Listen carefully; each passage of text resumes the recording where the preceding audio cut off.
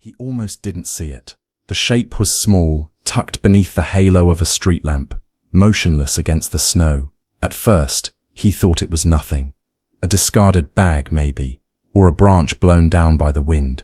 But something made him slow the truck. Something made him stop. And when he opened the door, and the cold hit his face like a fist, he saw it clearly. Fur, matted and frozen, paws curled inward. A body so still, it might already be gone. He knelt in the snow, his breath fogging in the bitter air. The animal was small, kitten-sized, but the markings were wrong. Too sharp, too wild. Tufted ears, a spotted coat beneath the frost. His stomach tightened. This wasn't a stray cat. This was something else entirely. A bobcat, a kitten, yes, but a predator nonetheless. And it was dying. He didn't think, he just moved. His coat came off in one motion, and he wrapped the tiny creature inside, feeling the cold radiating from its body, like it had been carved from ice. He cradled it against his chest, and ran back to the truck, the wind screaming behind him, the heater already cranked to full blast. The kitten didn't stir, didn't flinch. He pressed 2 fingers gently against its ribs, and felt the faintest flutter, a heartbeat, slow and fading. He drove faster than he should have, one hand on the wheel, the other holding the bundle close, whispering words he didn't even hear himself say. The house was warm when he burst through the door, but it felt like stepping into a different world, one where time moved slower, where decisions had to be made with hands that were already shaking. He cleared the kitchen table with a sweep of his arm, laid the bobcat down on a stack of towels, and turned on every light in the room. The kitten's eyes were closed, its mouth slightly open. Ice clung to the tips of its whiskers. He grabbed heating pads from the closet, microwaved damp towels, and began the slow, painstaking work of warming a body that had been left for dead. He didn't know what he was doing, not really, but he knew cold, knew hypothermia from winters, spent working outdoors, from stories his father had told him about frostbite and shock. So he worked methodically, rotating towels, checking breathing, massaging tiny limbs to coax circulation back into frozen tissue. The bobcat's paws were stiff, the pads cracked and blackened at the edges. Its belly rose and fell in shallow, irregular breaths. He told himself he was buying time. That's all, 1 night, maybe 2. Then he'd call a wildlife center, someone who knew what they were doing, someone who could actually save it. But as the hours passed and the house grew quiet around him, something shifted. The bobcat's breathing deepened. Its limbs began to twitch, and when he gently peeled back one eyelid, he saw the faintest glimmer of response, a dilated pupil contracting against the light. It was still alive. Against all odds, it was still fighting. He sat back in his chair, exhausted, and rubbed his face with both hands. The clock on the wall read 2:47 a.m. He hadn't eaten, hadn't showered, hadn't even thought about sleep. And yet for the first time since he'd knelt in the snow, he felt something other than panic. He felt hope. That's when he heard it. A soft padding sound from the hallway, then silence. Then the sound again, closer this time. He turned his head and saw Milo standing in the doorway. The cat was 7 years old, a grey tabby with green eyes, and a temperament that could only be described as selectively affectionate. He tolerated the man's presence, enjoyed his food, and spent most of his time perched on the back of the couch, judging the world with quiet disdain. He didn't like strangers, didn't like change, and he certainly didn't like other animals. But now, Milo was staring at the bobcat with an intensity the man had never seen before. The tabby moved forward slowly, ears pricked, body low to the ground.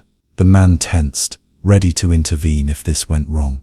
But Milo didn't hiss, didn't arch his back. He simply approached the edge of the table, sniffed the air once, and then impossibly, leapt up onto the surface with a grace that seemed almost deliberate. The man held his breath. Milo circled the bobcat once, studying it from every angle. Then he lowered his head and began to groom.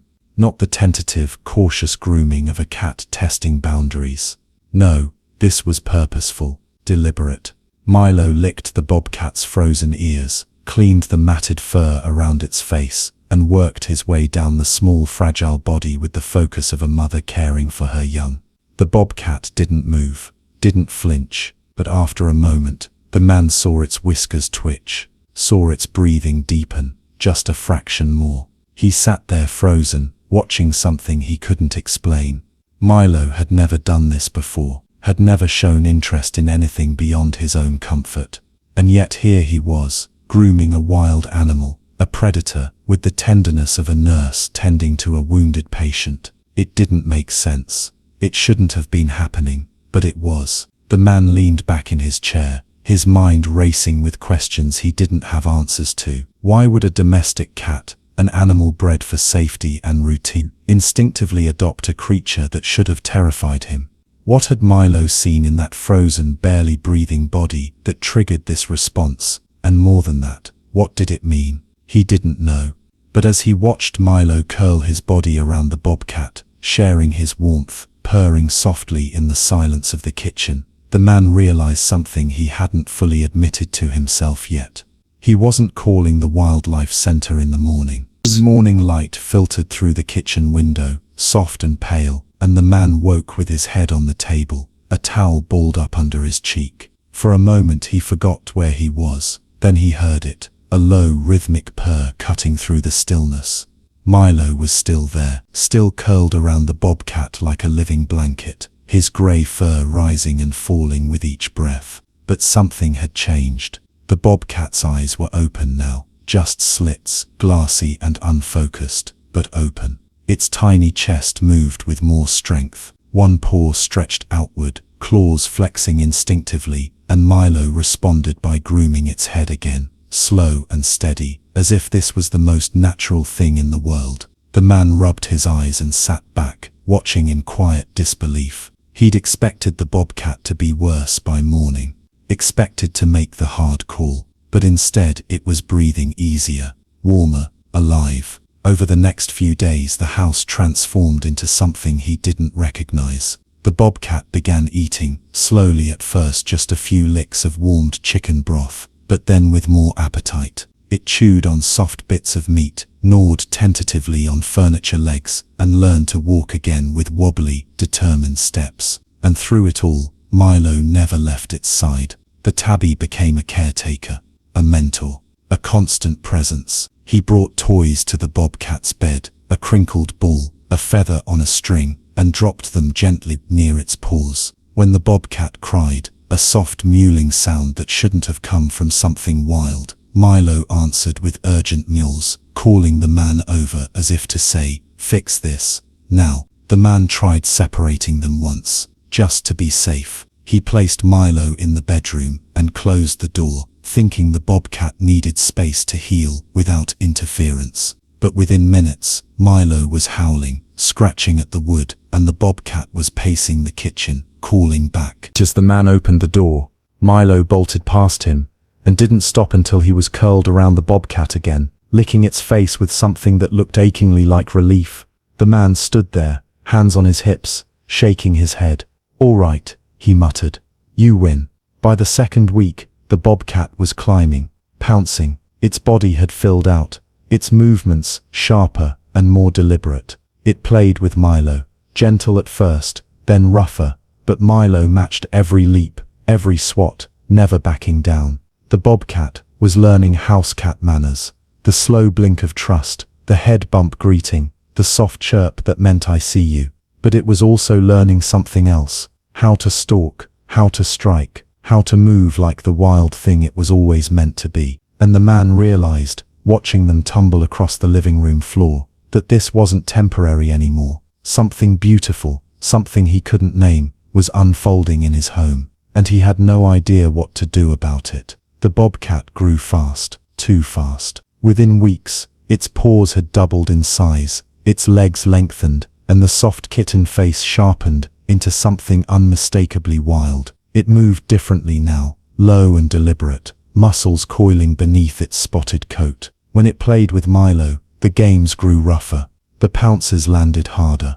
The man watched nervously as the bobcat pinned Milo to the floor, teeth grazing the tabby's neck in mock hunting strikes. But Milo never flinched, never hissed. He simply rolled free and head-butted the bobcat's shoulder, as if to say, again. The trust between them hadn't wavered, but the reality had. The man finally made the call. He spoke to 3 different wildlife centers, explained the situation, listened to their careful professional voices, tell him what he already knew. The bobcat was healthy, strong, ready to transition back to the wild.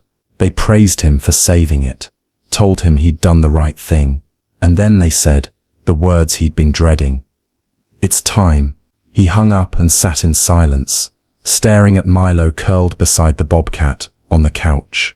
The tabby's paw rested across the wildcat's shoulder, their breathing synchronized. They looked like brothers, like family, and the man knew letting go wasn't just about releasing a wild animal. It was about breaking a bond that Milo had formed with something he couldn't possibly understand, but had chosen to love anyway. He built the enclosure in the backyard. Large, sturdy, high platforms for climbing, logs for scratching, open space for stalking. It took him 2 weekends, and the whole time, Milo watched from the window, tail flicking nervously. When the bobcat first stepped outside, everything changed. Its body came alive. It climbed effortlessly, leapt between platforms, and crouched low in the grass, eyes locked on a dragonfly that hovered just out of reach. It was born for this. Every instinct, every movement screamed one thing: wild.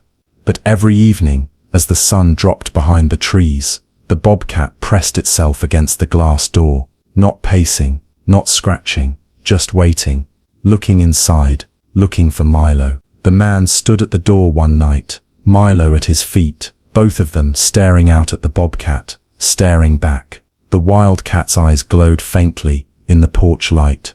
Milo meowed once, soft, questioning. The bobcat's ears flicked forward. The man crouched down, one hand resting on Milo's back. "I don't know if this is right," he whispered. "I don't know if I'm helping him or hurting you." Milo didn't answer. He just pressed closer to the glass, his nose touching the cold surface where the bobcat's nose met it from the other side.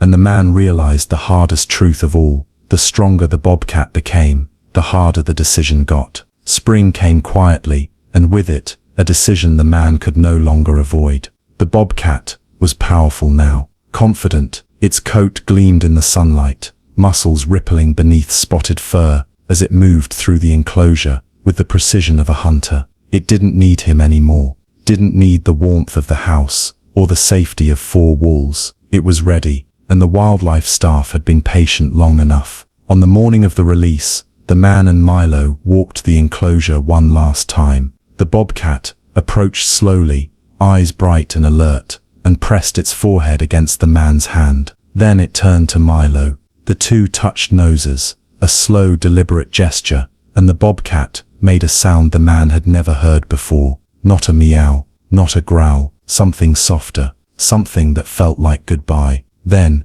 with one final glance back, the bobcat turned and walked into the open forest, under the watchful eyes of the wildlife team. It didn't hesitate, didn't look back again. It simply disappeared into the trees, as if it had always belonged there. The house felt hollow. Milo wandered the rooms for days, crying softly, checking every corner, every window, every door. He stopped eating as much, stopped playing. He sat by the glass door for hours, staring into the yard, waiting for something that wasn't coming back. The man watched him and wondered if he'd made a terrible mistake. 3 weeks later, the man checked his trail camera. He almost didn't expect anything, but there, in the grainy footage from the edge of the woods, stood the bobcat, bigger now, healthier than ever, and it was watching the house. The man's breath caught. He replayed the clip, and that's when he heard it. Faint, but unmistakable. 2 soft meows recorded on the audio,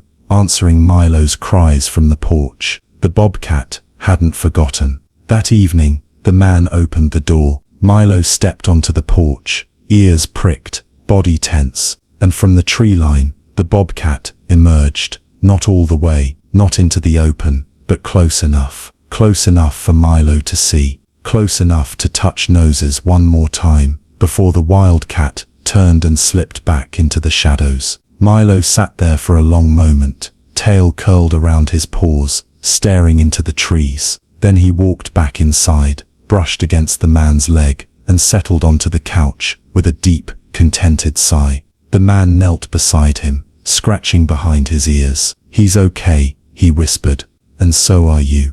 Outside, the forest was silent, but the man knew, somewhere out there, the bobcat was thriving, living the life it was meant to live. And yet, in some quiet, unspoken way, it had never truly left. He stayed only one night, but he left a bond that lasted a lifetime.